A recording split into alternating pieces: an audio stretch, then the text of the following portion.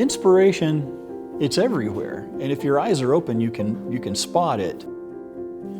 But it's a little bit like that smell after the burnt match. You know, it dissipates very quickly if you don't jot it down. But that is where the work begins. The work starts at the end of the inspiration. I don't know anybody who became an artist who didn't work on their art constantly. I've been a professional artist for 43 years. That is to say, I've been making my living as an artist for 43 years. But truthfully, I started producing art when I was really little.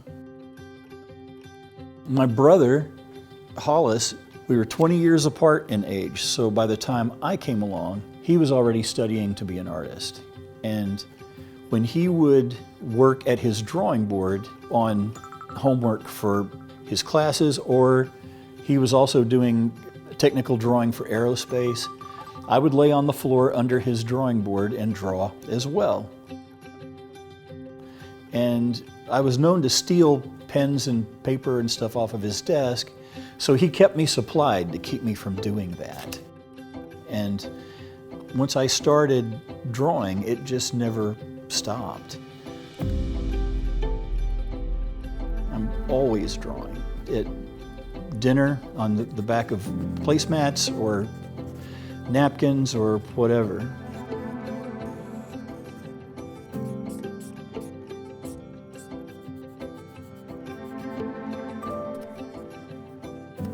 Instead of math or science or anything else that was being taught at school, I was in the back of the class doing animation. I would do these little animated scenes, and I had a buddy who had a movie camera that would shoot single frames, and we would shoot those things and make these little reels.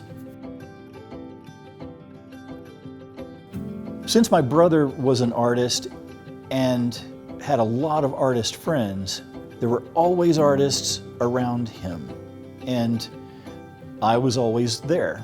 And so I soaked up a lot of information from a lot of different artists.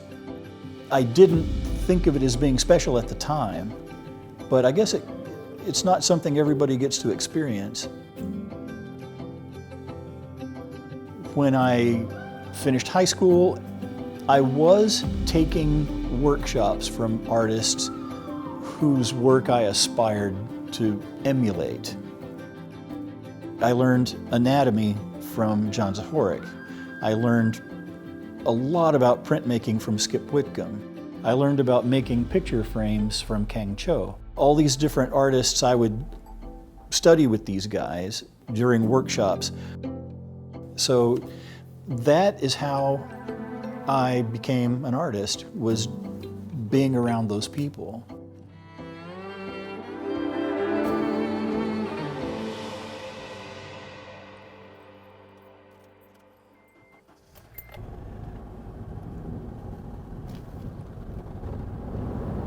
Is this a good day to paint? Well, this is Florida, so every day's a good day to paint.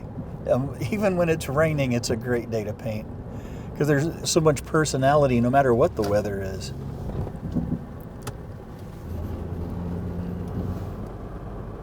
The Florida swamp makes me feel like home. I come here and it just,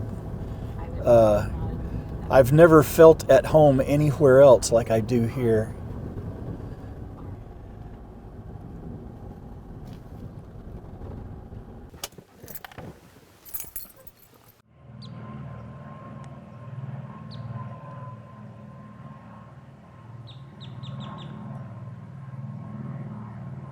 If you're going to stop in a place and paint, check around for baby alligators. That means there's probably a mama alligator, like that one right there. Do you see it laying across the... It's not like they're going to bother you. You know, alligators they're very passive animal, but they're also very maternal. You don't want to...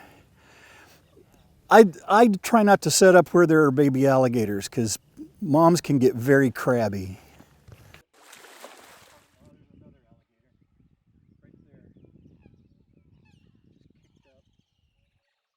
Composition is huge for me, and color is right just below that.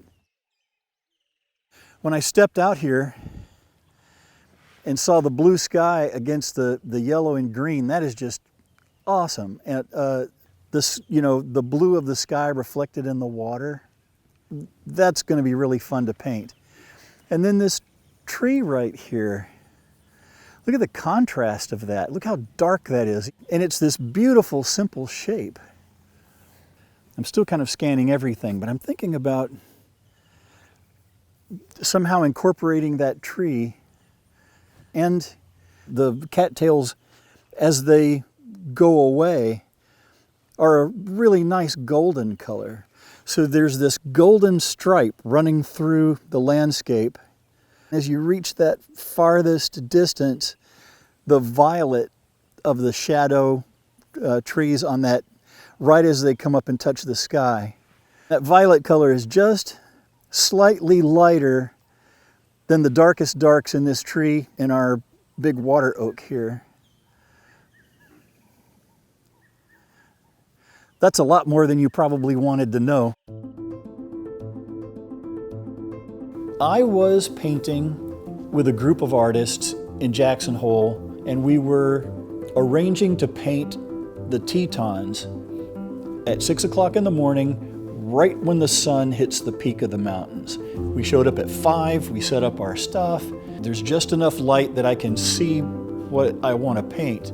So I've done the drawing and it's ready to go. We're waiting for the sun. And right when the sun hits the tip, all of us are flying. We're all painting as fast as we can, just letting that sunlight hit the tops of the mountains. And the whole time it's getting sunnier and sunnier the whole time we're painting. And I come to a place where I'm getting ready to paint the trees in the foreground. And another artist named John Zahorik is looking over my shoulder. And he says, "What are you doing?" I said, "I'm gonna finish those trees in the foreground." He goes, "No, that painting is done." And I said, "No, I gotta finish, I have gotta finish this part. It's not finished." And he grabs the painting off of my easel and takes off running across the field. And he won't give it back.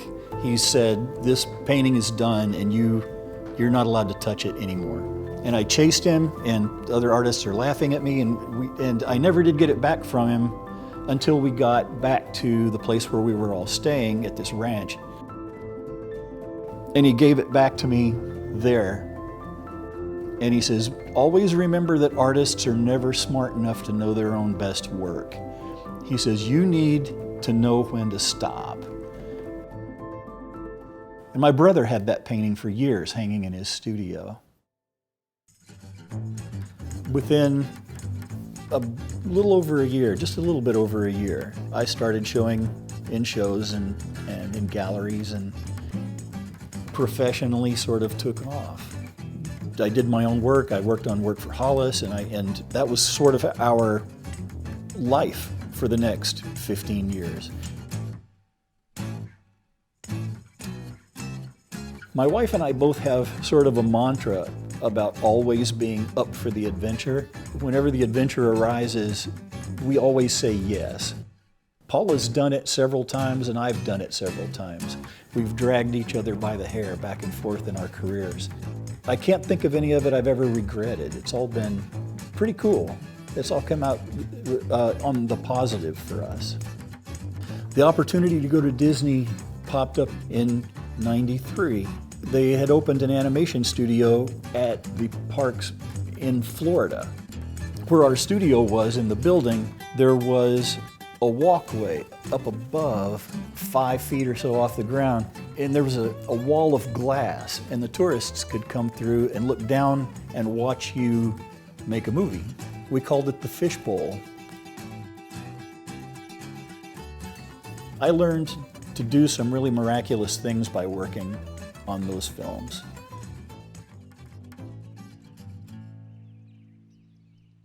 These clouds are changing fast, but such is the nature of painting outdoors. We're going to pull in some ultramarine. I'm going to rinse the brush. I'm going to go for cad orange. Look at how that orange destroys that blue. tint the edge of the gray with this violet. This is dioxazine purple. This is the color that Hollis hated more than any other color on my palette. He always made fun of me for using this color. But Lynn Schmiel taught me to use this. It's too intense by itself, but man, when you pull it into a gray, it makes the best gray violet. Y'all from here? From Missouri. You know where Lake George is? I know where Lake George is. Yeah, we take the boat up there. I love Florida so much. Man. It is such a fun place to live. I'm 9th generation. Daughter right over there. My kids, they 10th generation. That's great. That's a big vulture feather. If you're going to be painting in the field anywhere, you're going to have to learn how to talk to people while you work, because they're coming.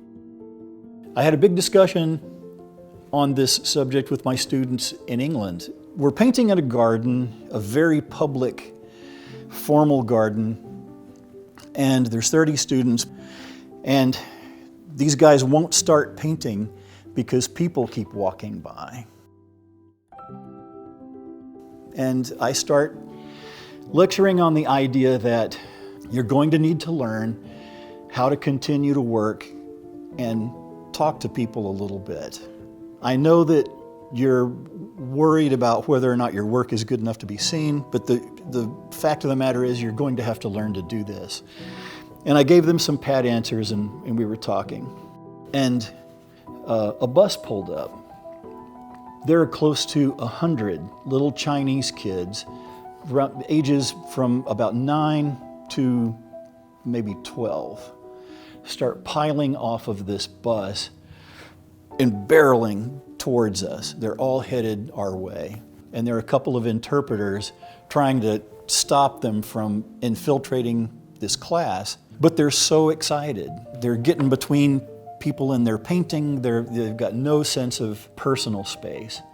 Speaking Chinese back and forth, and my students are panicked. And I've got a painting going here, and I've got about 6 kids around me. This young boy standing next to me is really watching. He's really watching me paint. And I loaded the brush and I handed it to him. And I indicated where I wanted him to paint. He kind of froze up, and I was telling him it's okay. And I'm taking his hand, go ahead and paint. And he got in there and he was painting so carefully between the clouds, and all the other kids are going, you know, they're just letting him paint on his painting. And I'm telling the students, don't take your art so seriously. You know, don't be so panicky about your art that you can't share it, you know, even tactily. It's just a painting. It's not going to kill anyone. If he ruins it, it's not a big deal. And when he handed the brush back to me, I washed it out, and I was going to reload and keep painting, and he's talking to the interpreter, and the interpreter comes to me and said, he wants to buy that painting. And I said, oh, I'll just give him the painting. But no, he wouldn't take the painting. He needed to buy the painting. He pulled out a 20-pound note, and I had a 5-pound note. We traded, and he took the painting. And he was so happy. He had this super tactile interaction with art that he hadn't planned on that day. And the other kids saw it happen.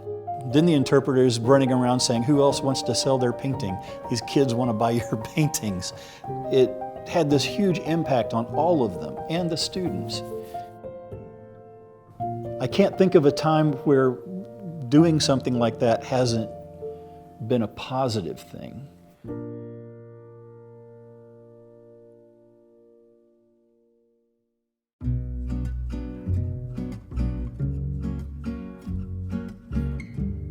My intention is to just keep passing it on.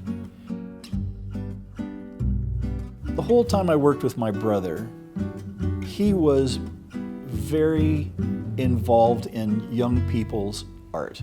I've seen him cancel an entire day and sit down with somebody and go over their art and talk to them about it. He'd critique their work and be super honest and real helpful, very encouraging. And I've sort of adopted that into my way of teaching students. I try to convey all of those traditional skills that all of those artists for all of those years have been pounding into me. The skill of drawing is dying. Color theory is another big one. And being able to see and simplify is a huge one. If you understand all of those old skills and can utilize them, then you can apply that to your digital work if you want, or any medium you want to, because all of those rules apply. The medium is incidental. I feel like I'm kind of obligated to pass that stuff on. I think it's really important. It was important to Hollis, and maybe that's why it's important to me. I'm not really sure. I just know I can't stop.